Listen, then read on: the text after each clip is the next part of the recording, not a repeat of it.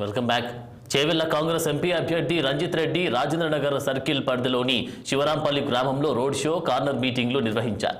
కాంగ్రెస్ పార్టీకి ఓటేసి తనను ఎంపీగా గెలిపించాలని ఆయన ప్రజలను కోరారు.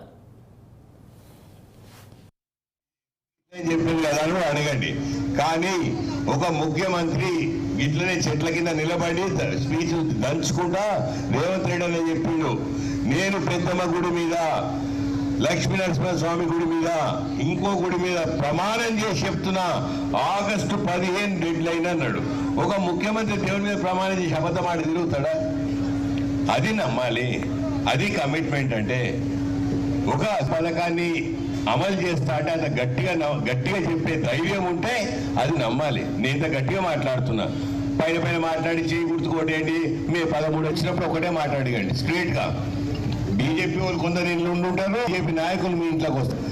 ఇది రాజకీయం, ఎలక్షన్లు, అందరూ పోటీ చేయాలి. అన్ని పార్టీలు తిరుగుతారు, మీ మధ్యలో తిరుగుతారు, మీ కుటుంబ సభ్యులు కూడా కొందరు బీజేపీ. కాక బీజేపీ ప్రభుత్వం చాలా రాష్ట్రాలలో ప్రభుత్వం ఉంది. ఎక్కడైనా ఒక సంక్షేమ పథకం ఇట్లాంటివి ఉందా?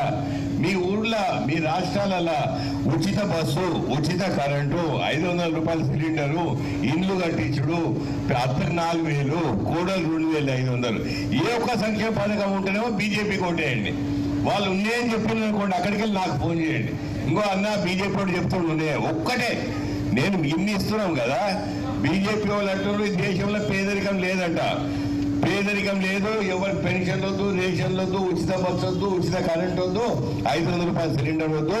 మేము ప్రభుత్వం వచ్చిన